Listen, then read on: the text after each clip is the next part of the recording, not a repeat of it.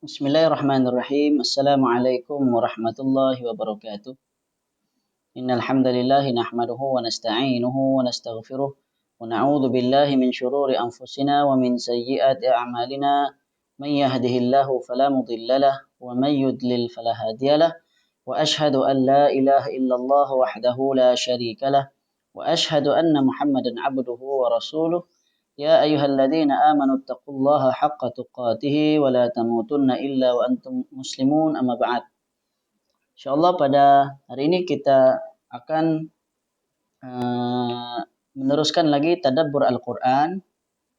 Cuma pada kali ini kita teruskan dalam bentuk tayangan perdana lah. Okay.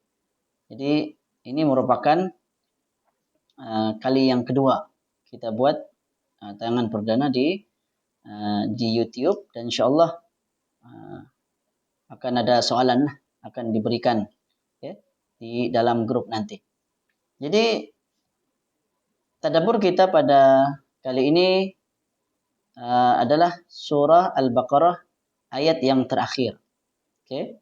Surah Al-Baqarah sebelum ini ayat yang pertama hingga ayat kelima. Kali ini ayat yang terakhir dari surah Al-Baqarah, yaitu ayat 286. Ini ayat yang terakhir, juzuk yang ketiga. Oke, kita bacakan dahulu bersama-sama. A'udzu billahi minasyaitonir rajim. La yukallifullahu nafsan illa wus'aha. Laha ma kasabat wa 'alaiha maktasabat. ربنا لا تؤاخذنا إن نسينا أو أخطأنا ربنا ولا تحمل علينا إصرا كما حملته على الذين من قبلنا ربنا ولا تحملنا ما لا طاقة لنا به واعف عنا واغفر لنا وارحمنا أنت مولانا فانصرنا على القوم الكافرين. Oke. Artinya Allah tidak membebani seseorang melainkan sesuai dengan kesanggupannya. Ia mendapat pahala dari kebajikan yang diusahakannya dan ia mendapat siksa dari kejahatan yang dikerjakannya. Mereka berdoa, ya Tuhan kami, janganlah engkau hukum kami jika kami lupa atau kami tersalah. Ya Tuhan kami, janganlah engkau bebankan kami beban yang berat sebagaimana engkau bebankan kepada orang-orang sebelum kami. Ya Tuhan kami, janganlah engkau pikulkan kami apa yang tidak sanggup kami memikulnya. Beri maaflah kami, berikanlah kemaafan kepada kami. Rahmatilah kami, engkaulah penolong kami, maka tolonglah kami terhadap kaum yang kafir. Kita lihat satu persatu. Makna kalimah. La, tidak, yukallifullahu, membebani Allah, maksudnya Allah tidak membebani nafsan, jiwa, ataupun seseorang, illa, melainkan wus'aha, daripada perkataan wasi'a, keluasan. Okay. Jadi Allah tidak bebankan kepada seseorang melainkan apa yang sanggup untuk dia memikulnya. Apa maksud dia? Maksudnya apa jua yang dibebankan, yang diperintahkan oleh Allah, yukallif, daripada perkataan yukallifu, membebankan, dapatlah perkataan kalimat mukallaf. Kan? Apa maksud mukallaf? Mukallaf orang yang telah baligh. Orang yang telah baligh, maka dia telah menjadi seorang yang mukallaf. Dia telah dibebankan untuk melakukan syariat. Jadi adakah beban? Kita buat syariat ini beban ke tidak? Memang secara makna, secara lafaznya memanglah kita dibebankan, tapi janganlah kita rasa terbeban. Kan? Kita sepatutnya hendaklah melaksanakannya dengan sukarela ataupun bukan sukarela. Maksudnya kita tanggung jawab. Kita dirikannya, karena itulah tujuan kita diciptakan. Dan Allah ciptakan kita untuk beribadah kepada Allah. untuk taat pada perintah Allah. Orang Islam ialah orang yang tunduk patuh pada segala apa yang diperintahkan oleh Allah. Muslim, maksudnya tunduk patuh. Orang Islam ialah orang yang tunduk patuh pada perintah Allah. Apa jua yang Allah perintahkan, maka itu merupakan tanggung jawab kita lah. Maksudnya apa yang Allah perintahkan maka menjadi bebanan, tapi maksudnya kita hendaklah melaksanakan, tetap kita wajib melaksanakannya. Bukan kita rasa susah, bukan kita perlu rasa susah, tidak. Kita kena kita laksanakan dengan dengan hati yang maksudnya bersedia ataupun rela. Macam mana mau cakap? Begini, Allah bebankan kepada kita. Maka apa jua yang Allah perintahkan itu sudah tentu membawa kebaikan kepada kita. Apa jua yang Allah perintahkan pasti ada. Contohnya yang kita laksanakan, Allah berikan ganjaran pahala. Orang mau bekerja, adakah kerja yang senang saja? Memang ada. Tapi secara umumnya kerja mesti bermula dari susah dahulu, bersenang-senang kemudian. Dan ada juga ulama yang mengatakan Allah tidak bebankan. Artinya setiap apa yang Allah perintahkan pasti tidak membawa tidak beban. Tidak susah. Maksudnya apa yang Allah perintahkan tidaklah susah. Mana ada orang solat lepas tu kerana beratnya solat meninggal dunia. Kan? Mana ada? Atau puasa. Orang puasa meninggal. Tapi setiap syariat Allah pasti ada dia punya kemudahan dia, ada rukhsah. Contoh solat. Kalau ketika musafir maka dibenarkan qasar, boleh pendekkan dari 4 rakaat menjadi 2 rakaat. Kalau 2 waktu, zuhur dan asar boleh dijamakkan dalam satu waktu. Ini dipanggil sebagai rukhsah.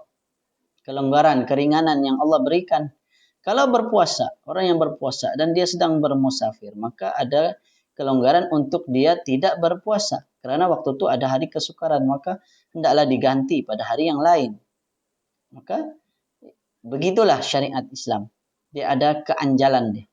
Anjalnya maksudnya fleksibel. Kerana tidak maksudnya, contohnya solat berdiri. Umumnya rukun solat adalah berdiri. Tapi bagi orang yang tidak mampu, adakah mesti berdiri juga? Tidak. Jawabnya kena duduk. Boleh duduk. Kalau tidak mampu duduk, berbaring. Demikian juga ambil wudhu. Kalau tidak mampu atau tidak ada air, maka boleh diganti dengan tayammum. La yukallifullahu nafsan illa wus'aha laha ma kasabat. Baginya apa yang diusahakannya, wa 'alaiha maktasabat, dan atasnya apa yang dikerjakannya. Apa maksud dia? Apa yang kita kerjakan maka kita akan dapat. Itu maksudnya. Bukannya kita buat orang lain pula dapat, tidak. Laha ma kasabat, baginya apa yang diusahakannya, wa 'alaiha maktasabat, dan ke atasnya apa yang dikerjakan.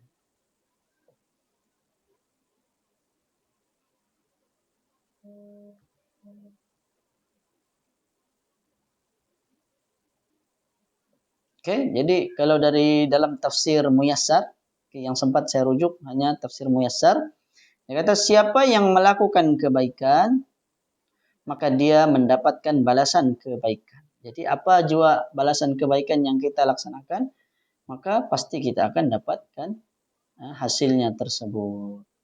Secara ringkasnya itulah. Kalau kita tadabbur maka kita tidak pergi kepada tafsiran yang secara lebih mendalamlah, walaupun ada juga sebenarnya. Kemudian masuk pada ayat Rabbana la tu'akhidna. Ini cantik doa ni.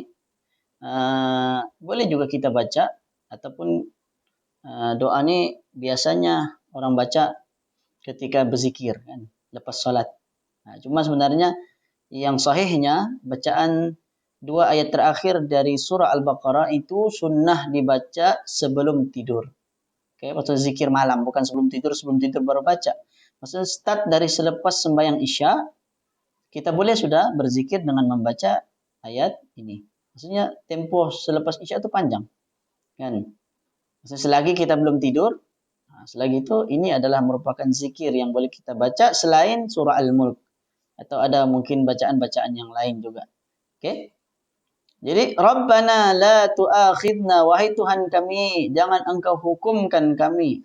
Akhidna, hukum kami. Akhid ini mengambil, jangan kamu ambil kami. Yang dimaksudkan ambil di situ apa? Menghukumlah. Okay. Inna sina, kalau sekiranya kami terlupa. Au akhtana, atau tersalah. Okay. Kita berdoa, ya Allah, jangan Engkau hukum kalau sekiranya kami terlupa atau kami tersalah. Jadi, ada perkara penting dalam ayat ini menunjukkan bahwa perkara yang kita terlupa atau yang tersalah tidak sengaja, maksud tersalah ini tidak sengaja, maka Allah tidak akan menghukum. Tidak akan dijatuhkan hukuman bagi orang yang terlupa. Contohnya berdosa kalau tidak sholat. Tapi kalau dia terlupa, kan, atau puasa, dia terlupa, kan, contoh orang makan di siang hari. Dalam hadis yang sahih, Nabi kata, siapa yang termakan dan terminum sedang dia sedang berpuasa, maka sebenarnya Allah lah yang memberikan dia makan dan minum. Artinya puasanya itu tidak batal, dia boleh teruskan kecuali sekiranya dia tersalah masuk waktu. Ini masalah yang berbeza. Menurut mazhab Syafi'i, orang yang contohnya dia yakin masuk waktu, lalu dia berbuka puasa, dan ternyata apa yang berlaku? Rupanya yang dia yakin tadi itu adalah perkara yang sebaliknya, salah. Maka ketika itu puasanya menjadi batal. Ini berdasarkan hadis riwayat Al-Bukhari, ataupun Muslim, ataupun perbuatan sahabat, di mana mereka pernah mendung dan mereka ingat masuk waktu maghrib. Lalu mereka pun berbuka puasa. Ternyata cerah semula. Rupanya cerah balik. Jadi apa yang terjadi? Maka Nabi perintahkan untuk mereka mengqadha semula, tapi tidak berdosa. Itu maksudnya. Bukan bermakna salah kita, boleh sambung lagi. Tidak, dia berbeza. Masalah tersalah tidak ingat puasa ataupun tersalah masuk waktu, itu masalah yang berbeza. Jadi Rabbana wala tahmilna, kemudian seterusnya, ya Allah, ya Tuhan kami, janganlah Engkau tahmilna, pikulkan kami. Bebankan, lebih kurang makna dia. Tahmil ini dari hamalat, maksudnya pikul. Jangan Engkau pikulkan, maksudnya bebankan kepada kami. Alaina isran, sesuatu yang berat. Kama hamaltahu, sebagaimana yang Engkau bebankan. Alal ladina min qablina, ke atas orang-orang min qablina, orang-orang sebelum kami. Ini syariat orang-orang terdahulu adalah syariat yang berat. Syariat umat Islam adalah syariat yang paling mudah. Contoh, syariat Nabi Musa alaihissalam, orang yang melakukan dosa besar, maka hukumnya adalah dengan membunuh diri. Berat atau tidak berat? Jadi taubat mereka hanya diterima dengan cara membunuh diri. Kemudian yang pernah saya belajar dahulu, kalau tidak silap saya, najis, cara menyucikan najis bagi syariat Nabi Musa ialah mereka mana-mana bahagian terkena najis maka tidak boleh dicuci, melainkan hendaklah dibuang, digunting. Buanglah. Satu, mungkin kita pernah lihat orang dulu-dulu bajunya bertampal-tampal. Kenapa? Mungkin terkena najis, lalu mereka gunting, buang, dan mereka tampal dengan yang baru. Jadi berat. Allah alam lah, saya tidak pasti sama ada kesahihan, benarkah syariat itu ada ataupun mungkin berdasarkan riwayat yang kurang sahih, wallahu alam. Sekadar yang ini sebagai contoh lah, sebagai contoh betapa beratnya syariat umat terdahulu. Meskipun begitu, ada juga syariat yang mungkin nampak lebih ringan. Contohnya umat Yahudi, mereka sholat hanya 3 kali, 3 waktu. Adapun Islam lebih banyak, 5 waktu. Jadi mungkin beban yang diberatkan itu bukanlah sepenuhnya sama, kan? Syariat ini tidaklah sepenuhnya sama, mesti dia ada perbezaan. Sebetulnya syariat Islam adalah Syariat yang menggabungkan seluruh syariat-syariat Nabi yang terdahulu. Okay? Menggabungkan. Walaupun tidaklah sama persis, tidak. Tidak 100% sama, tapi akan ada gabungan dari syariat-syariat terdahulu. Ala kulli hal, yang penting kita kena tahu syariat kita lah untuk kita amalkan. Untuk pengetahuan, untuk mau belajar tentang syariat terdahulu, mungkin kita boleh kaji. Kita boleh kaji dalam ilmu perbandingan agama. Rabbana wala tahmilna, ya Allah, janganlah engkau pikulkan kami. Ma la taqata lana bih, apa yang tidak sanggup untuk kami pikulnya. Wa'fu anna, maafkanlah kami, dari kami, kesalahan kami. Waghfir lana, ampunilah bagi kami, kepada kami, untuk kami. Maksudnya dosa. Wa'fu anna, maafkanlah kami, dari kami, maksudnya maafkan apa? Kesalahan lah. Waghfir lana, ampunilah untuk kami. Ampun apa? Ampun dosa kita. Warhamna, rahmatilah kami. Anta maulana, engkaulah ya Allah, maulana, penolong kami. Okay? Ataupun wali. Engkaulah wali kami. Wali apa maksudnya? Penolong kami. Suatu wali ini banyak maksud. Okay? Fansurna, dan bantulah, tolonglah kami. Alal qaumil kafirin, terhadap kaum yang kafir. Maksudnya dalam melawan, menentang orang-orang yang kafir. Jadi kita ini disuruh tentang, bukan maksud tentang itu semestinya mesti berperang, tidak. Termasuk juga dalam cara berdakwah. Hendaklah kita minta pertolongan kepada Allah SWT agar kita dimenangkan di atas orang-orang kafir. Okay? Dalam berdakwah, menyampaikan Islam. Karena orang-orang kafir setiap hari buat tipu muslihat untuk merosakkan Islam. Dan untuk membuat umat Islam ini tidak bersatu padu dan macam-macam lagi. Maka umat Islam perlulah kembali kepada agama Islam yang sebenar. Maka dengan kembali kepada agama Islam yang sebenar akan membuahkan bantuan dari Allah Subhanahu Wa Taala sebagaimana yang tercatat dalam sirah. Ketika umat Islam bersatu padu, Allah datangkan bantuan. Ketika mana umat Islam berpecah belah, maka umat Islam yang merasakan akan kesusahannya, seperti kekalahan, dan macam-macam lagi lah, ditawan ataupun dikuasai oleh orang-orang kafir. Kenapa? Karena kerosakan umat Islam sendiri. Dalam Al-Quran Allah mengatakan berlakunya kerosakan di daratan dan di lautan, bima kasabat aydin nas, adalah disebabkan oleh tangan manusia sendiri. Jadi kalau umat Islam macam baru-baru ini berlaku di mana, di Madinah, di Mekah ataupun di Jeddah, banjir besar. Ada yang mengaitkannya dengan kemungkinan itu amaran dari Allah Subhanahu Wa Taala, karena ialah betapa banyaknya sudah sekarang pesta ataupun aktiviti-aktiviti yang maksiat dijalankan, dibuat di sana, kan? Walaupun memang itu merupakan fenomena alam juga, kan? Maksudnya berlaku, kan? Jarang-jarang dan pasti akan berlaku.